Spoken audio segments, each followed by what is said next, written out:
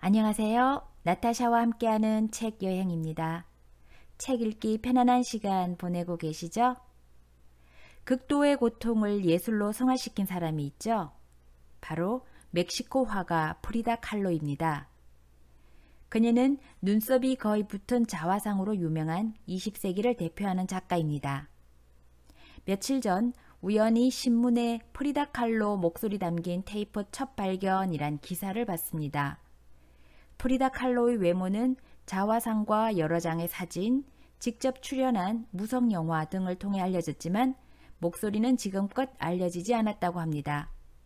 AP통신에 따르면 멕시코 문화부는 1950년대 라디오 진행자였던 사람의 유품 속에서 칼로로 추정되는 여성의 목소리가 담긴 테이프를 찾았다고 밝혔습니다. 발견된 테이프에서 한 여성은 1949년 칼로가 남편의 화가 생활 50주년을 기념해 쓴 글을 낭독하는데 잠시 기타 소리가 들린 후에는 그는 친근한 얼굴과 슬픈 눈빛을 가진 그대하고 엄청난 아이라고 남편 리베라를 묘사했다는 기사 내용이었습니다. 나는 그 기사를 읽고 그녀에 관한 책을 찾으려고 책꽂이를 둘러보다가 방구석 미술관이란 책을 발견했습니다. 그 책에는 여러 화가들의 이야기를 아주 재미있게 소개하고 있는데요. 프리다 칼로에 관한 내용도 수록되어 있습니다. 방구석 미술관, 제목도 재미있는 이 책의 저자는 조원재 님이시고요. 블랙피쉬에서 출판했습니다. 작가는 2016년부터 미술은 누구나 쉽고 재미있게 가지고 놀 수 있는 장난감이라는 모토 아래 팟캐스트, 방구석 미술관을 진행하고 있다고 합니다. 미술에 대한 오해와 허례허식을 벗겨 미술, 사실은 별거 아니구나를 깨닫고 즐기길 바라는 마음으로 청취자와 진심으로 소통 중이라고 합니다. 건의, 체면, 무게 대신 위트, 유머, 인간미를 더한 미술 이야기. 예술가의 탄생 작품에 담긴 기막힌 반전부터 뒤에 숨겨진 이야기까지 담은 미술 입덕 교양서.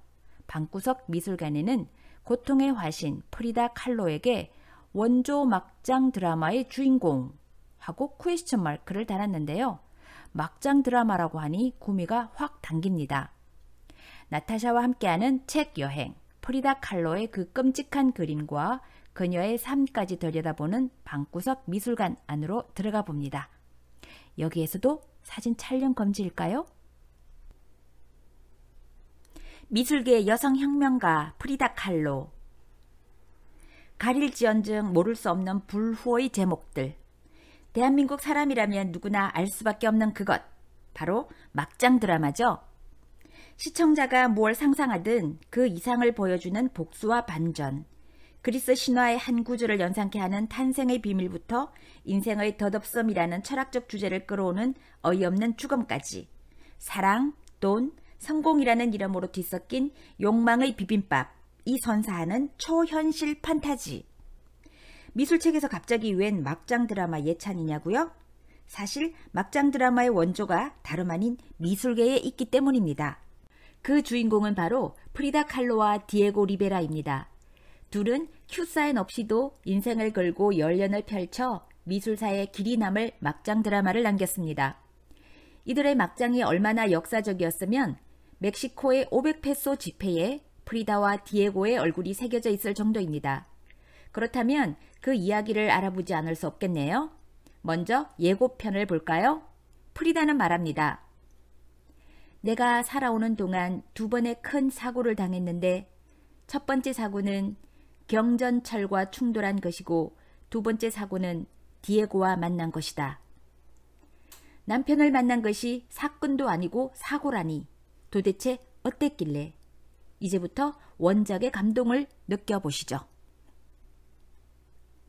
그 여자와 그 남자 만나지 말았어야 했다. 고통의 여왕이라고 불릴 만한 그녀, 프리다 칼로. 그녀의 고통은 오른발 소아마비로 시작됩니다. 한창 귀여울 나이 6살에 성장이 멈춘 못난 오른발은 그녀에게 큰 아픔이었을 겁니다. 오른발은 평생 프리다를 괴롭힙니다. 결국 그녀가 죽기 얼마 전 절단하기에 이른다는 슬픈 사실. 그럼에도 프리다는 강했습니다. 1922년 멕시코 최고의 명문 학교인 국립대학 예비학교에 입학합니다. 아픈 오른발 때문인지 의사가 되겠다는 꿈을 품고 말이죠. 그런데 운명은 가혹하게도 그녀를 또다시 고통에 빠뜨립니다.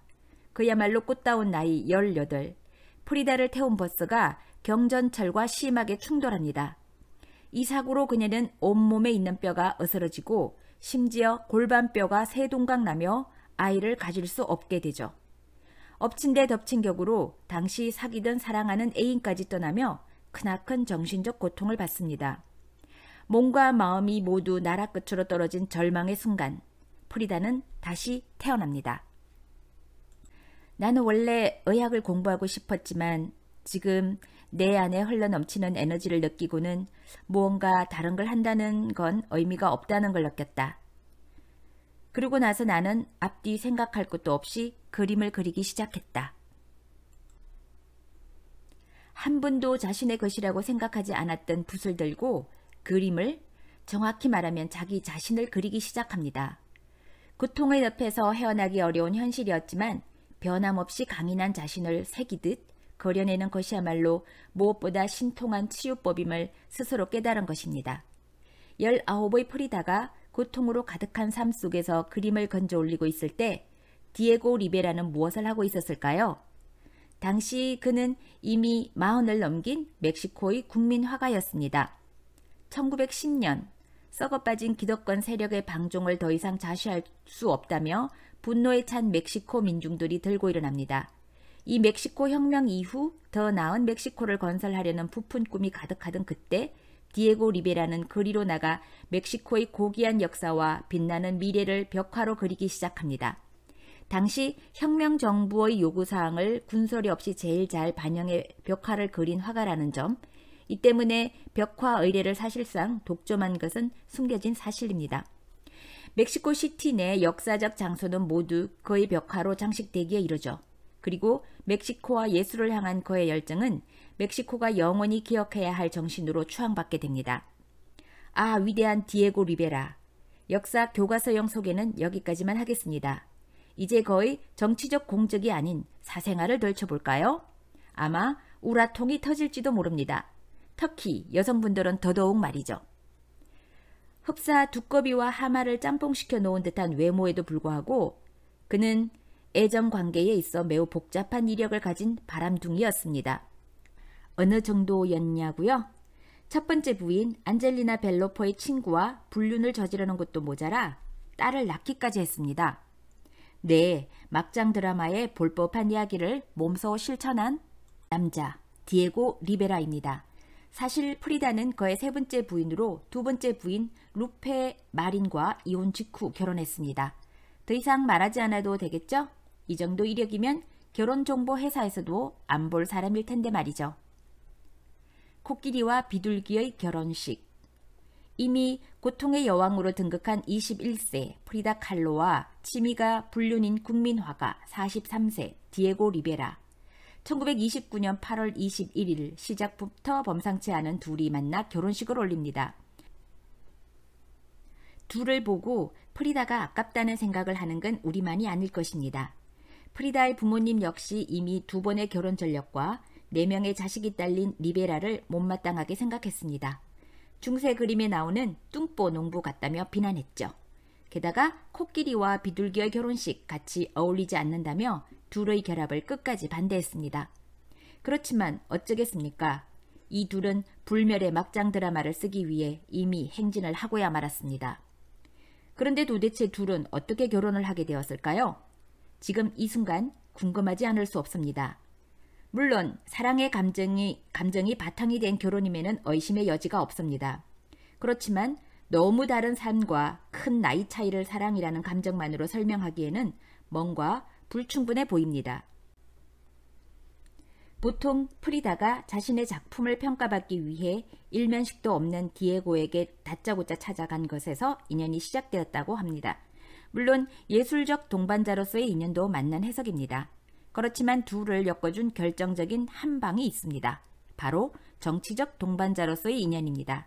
둘은 모두 멕시코 공산당원이었습니다. 교통사고 후유증에서 어느 정도 벗어난 프리다는 1928년 디에고가 속해 있던 멕시코 공산당에 가입하며 정치활동을 시작합니다. 둘은 정치적 예술적 공감대로 사랑을 싹틔운 인연이라고 할 수 있죠. 이는 민중의 혁명을 지지하는 디에고의 무기고라는 벽화를 보아도 알 수 있습니다. 벽화 속 정중앙에 프리다를 떡하니 그려놓았습니다. 막장의 서막. 디에고와 결혼 후 프리다는 자신의 많은 것을 바꿉니다. 우선 멕시코 테우아나족 전통 의상을 입기 시작합니다. 우리가 프리다 하면 떠올리는 바로 그 옷입니다. 이 옷은 디에고가 매우 사랑하는 것이었다고 합니다. 또한 프리다는 교통사고 이후 삶의 이유이기도 했던 작품 활동을 접기까지 합니다. 굉장히 큰 결정이었죠. 정치적으로나 예술적으로나 국가대표급 활동을 하던 남편을 최대한 돕기 위한 결정이었을 것입니다. 당시 그녀가 그린 부부 초상화를 볼까요? 프리다와 디에고 리베라입니다. 거대한 국민화가 디에고 옆에 전통 의상을 입은 프리다는 자신을 매우 작고 소시인하게 표현하고 있습니다. 한편 국민대표 예술가 디에고는 결혼 후 더 바빠졌습니다. 워커홀릭이었던 그는 밥 먹고 잠자는 시간을 빼면 오로지 벽화 작업에만 매달렸습니다. 결혼을 했지만 프리다는 디에고를 만나는 날이 별로 없었던 거죠. 게다가 디에고는 2세를 갖는 것에도 관심이 없었다고 합니다. 물론 프리다는 안타깝게도 교통사고로 아이를 가질 수 없는 몸이었습니다. 그러나 현실보다 강한 모성 본능을 지닌 그녀는 아이를 가져보기로 결심합니다. 고통의 여왕, 프리다의 도전, 디에고의 무관심 속에 가진 첫 번째 아이는 예상대로 유산되고 맙니다. 이후 그녀는 우울증에 빠집니다. 엄마가 되고 싶어도 될 수 없는 여자. 그녀의 도전은 2년 뒤 두 번째 임신으로 이어집니다. 그러나 끝내 돌아온 건 극심한 복통과 하열, 그리고 아이를 잃었다는 슬픔뿐이었습니다. 고통에 빠져 병상에 누워있던 그녀에게 디에고가 모처럼 작지만 큰 선물을 합니다. 남편 노릇을 한 것이죠. 바로 종이와 연필을 선물합니다. 결혼 후 3년 동안 그림을 놓고 살았던 그녀는 다시 그림을 그리기 시작합니다. 정말 미친 듯이 몰두하죠. 자신이 체험한 고통을 캔버스에 하나하나 잘라 붙입니다. 우리가 알고 있는 프리다 스타일이 탄생하는 순간입니다. 그 시작을 알리는 그림이 바로 떠있는 침대입니다. 디트로이트의 차가운 공업단지와 메마른 땅이 푸른 하늘을 가로막고 있는 황량한 풍경, 침대 위에 피를 흥건히 흘리며 멈추지 않는 눈물을 흘리고 있는 프리다, 그리고 탯줄에 얽힌 유산의 아픔과 원인이 어찌할 도리 없이 묶여 있습니다. 얼핏 무섭고 기괴해 보입니다. 엄마가 되고 싶지만 될 수 없는 프리다의 처참한 심경이 돌직구처럼 와닿는 작품입니다. 그런데 말이죠. 찢어질 듯한 고통을 치유하고자 그림에 자신의 고통을 뜯어붙이고 있는 아내를 보며 남편 디에고는 이렇게 말합니다. 프리다는 기존의 어떤 예술사에서도 찾을 수 없었던 개성 넘치는 걸작들을 만들어내기 시작했다. 진실을 직시하고 잔인한 현실을 받아들이며 고통을 감내하는 프리다의 힘이 고스란히 담긴 작품들이었다. 이분 남편인가요? 평론가인가요? 프리다의 고통을 대체 알기나 했던 것인지 의문이 아닐 수 없군요. 막장의 시작. 바람은 멈추지 않는다. 뼈아픈 유산의 아픔까지 겪은 프리다. 이제 이 여인에게 고통은 그만 주소서. 하지만 복병은 바로 곁에 있었으니. 바람 외길 인생 40년 디에고입니다. 프리다와 결혼한 지 몇 년 지나지 않아 디에고의 바람기가 다시 기성을 부리기 시작한 것이죠. 과거 부인의 친구와 불륜을 저지른 전적이 있는 이 남자. 이제는 그 수위를 뛰어넘는 막장의 역사를 씁니다. 다름 아닌 프리다의 여동생 크리스티나와 불륜을 저지릅니다. 친구의 친구도 아닌, 부인의 친구도 아닌 부인의 여동생과 불륜을 저지르는 막장 남편. 과연 여동생은 제정신이었을까요? 불륜을 시작한 시점도 프리다가 두 번째 유산을 했을 때쯤인 1932년이었다고 합니다. 어이가 빠져 없어지는 순간입니다.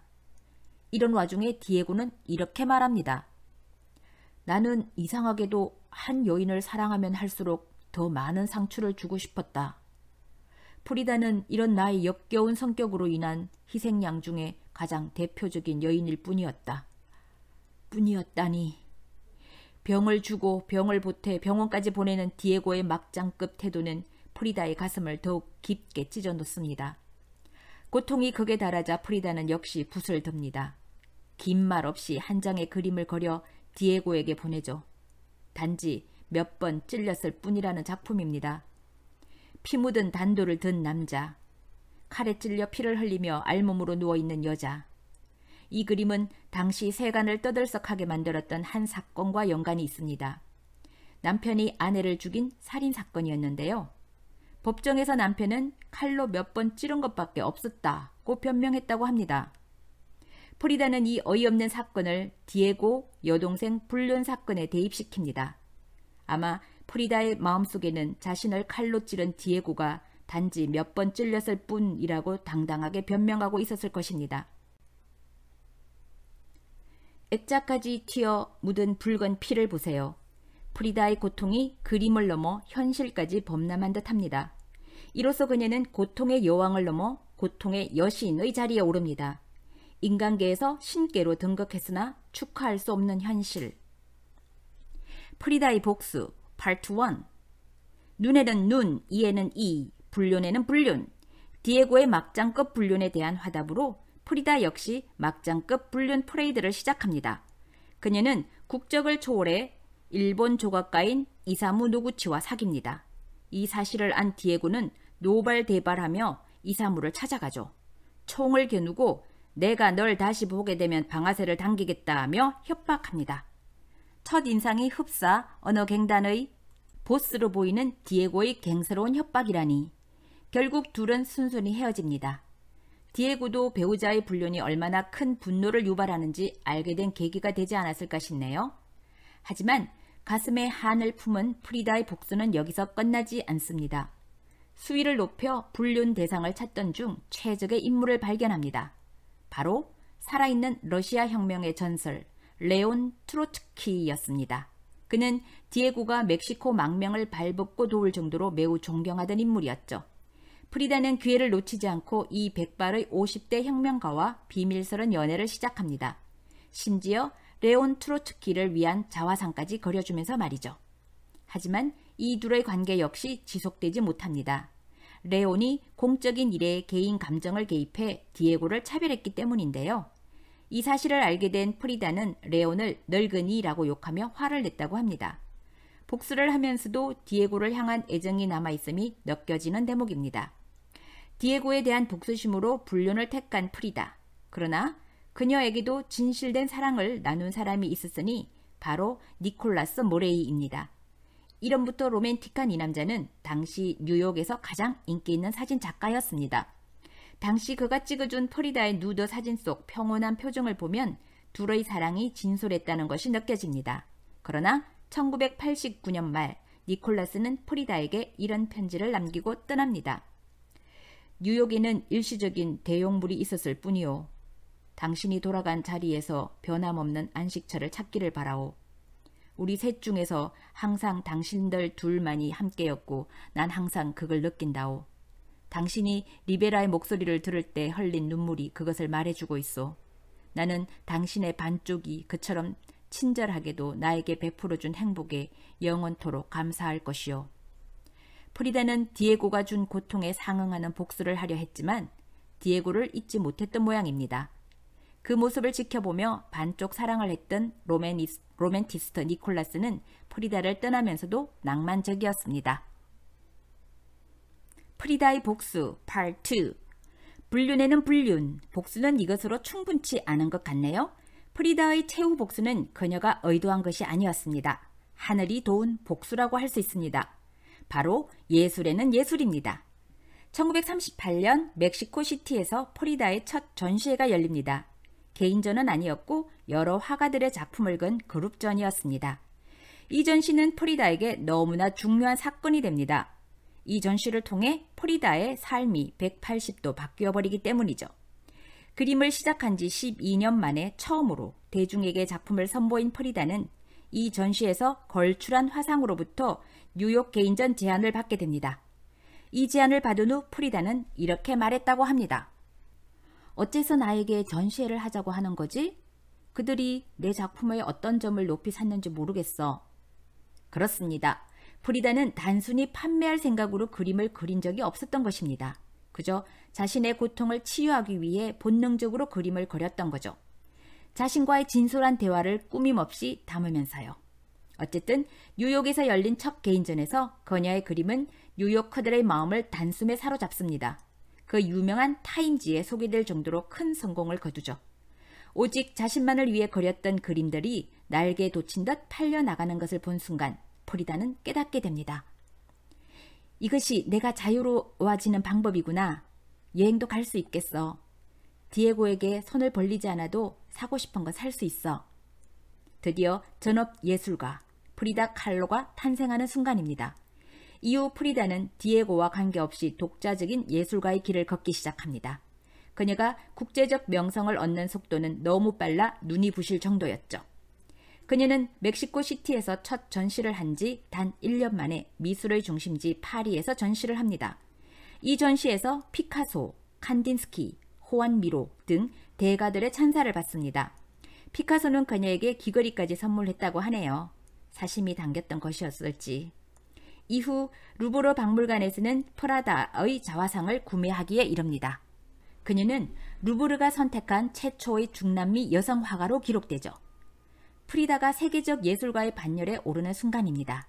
그리고 그녀는 부르의 명작 두 명의 프리다를 그립니다. 심장이 혈관으로 연결되어 있는 두 명의 프리다가 앉아 있습니다. 멕시코 전통 의상을 입은 우측 프리다의 손에는 디에고의 사진이 담긴 메달이 쥐어져 있습니다.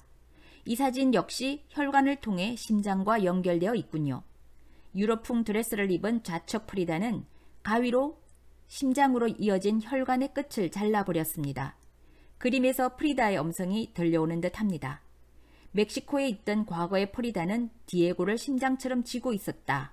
그러나 세계적 예술가이자 독립적 여성으로 거듭난 유럽의 프리다는 디에고를 잘라버리겠다. 혈관을 자르는 고통이 따르더라도. 막장 복수극의 결말. 직접 겪은 고통을 있는 그대로 캠퍼스에 쏟아부은 고통의 여신 프리다 칼로. 그녀의 예술 목적은 오로지 순수한 자기 표현이었습니다. 그것이 국가와 시대를 초월해 보는 이의 공감을 불러 일으켜서일까요? 그녀는 멕시코의 국민 화가를 넘어 전 세계 대중에게 사랑받는 월드스타가 되었습니다. 오늘날 디에고와 프리다가 가진 국제적 명성을 기준으로 놓고 본다면 프리다의 압승으로 보입니다. 눈에는 눈, 이에는 이, 예술에는 예술. 예술가를 예술로 넘어서는 것만큼 큰 복수가 있을까요? 이런 관점에서 프리다는 디에고가 준 고통 이상의 복수를 죽어서까지도 완수한 것이라 볼 수 있습니다. 물론 프리다가 의도한 것은 아닙니다. 그녀의 고통이 너무 안쓰러워 하늘이 도운 게 아닐까요? 이렇게 각본 없이 쓰인 멕시코발 원조 막장 드라마는 해피엔딩으로 대막원의 막을 내립니다. 프리다와 디에고, 그래도 만났어야 했다. 지금까지 둘의 막장 드라마는 프리다 편에 서서 쓰인 것이 사실입니다. 둘의 부부 관계를 보았을 때 디에고가 가해자, 프리다가 피해자로 보이기 때문이죠. 하지만 아이러니하게도 이런 궁금증이 생깁니다. 정말 디에고가 가해자이기만 했을까? 사실 프리다가 세계적 작가로 도약하는 시발점이 된 1938년의 첫 전시가 가능했던 건 디에고의 도움이 컸습니다. 그의 주도로 열린 전시였기 때문이죠. 둘의 관계는 불륜 사건 이후 계속 냉전 상태였지만 그 와중에도 디에고는 프리다의 미술적 재능을 자신만 알기에는 아깝다고 여겼나 봅니다. 실제로 그는 프리다가 파리 전시에서 좋은 반응을 얻었을 때 무척 기뻐했다고 합니다. 그리고 또 하나 부인할 수 없는 사실이 있습니다. 예술가들과 대중들이 프리다의 작품에 더욱 관심을 보였던 데에는 세계적으로 유명세를 떨치던 멕시코의 국민화가 디에고 리베라의 부인이라는 점도 있었을 것입니다. 마지막으로 한 가지 더, 이 질이 멸렬한 막장 드라마가 없었다면 우리가 아는 프리다 칼로의 명작들이 과연 탄생할 수 있었을까요? 남편으로 디에고는 낙제점이었습니다. 그러나 그가 프리다에게 준 고통은 그녀의 붓을 통해 우리에게 생생히 전해지고 있습니다. 아무래도 둘은 예수를 위해 만나야 할 운명이 아니었을까요? 프리다 칼로와 디에고 리베라에 대해서 좀 더 알아보겠습니다. 멕시코가 사랑하는 국민 부부 프리다 그리고 디에고. 멕시코 500페소 지폐를 본 적 있나요? 앞면에는 디에고 리베라, 뒷면에는 프리다 칼로가 그려져 있습니다. 멕시코에서 이 부부의 위상이 얼마나 대단한지 짐작이 가시죠? 둘은 국보급 화가임과 동시에 1910년 멕시코 혁명 이후 멕시코가 현재의 모습을 갖추도록 생을 바친 정치 운동가이기도 합니다. 프리다 칼로는 16세기 스페인의 무력 침략과 식민지화로 맥이 끊겼던 멕시코의 전통을 예술로 개성하려 했습니다. 유모와 나, 뿌리 혹은 거친 땅 등과 같은 작품을 보면 프리다의 애국심이 고스란히 담겨 있죠. 자신의 고통을 예술에 담은 것과는 또 다른 프리다 예술의 한 축입니다. 디에고 리베라 역시 새로운 멕시코를 건설하겠다는 열정으로 선조 인디오가 남긴 유구한 문화적 뿌리와 멕시코인이 겪은 질곡의 역사를 웅장한 벽화로 담아냈습니다. 또한 그는 평생 수집한 6만여 점의 멕시코 고대 유물을 기증해 아나우아카이 박물관을 세우기도 했습니다.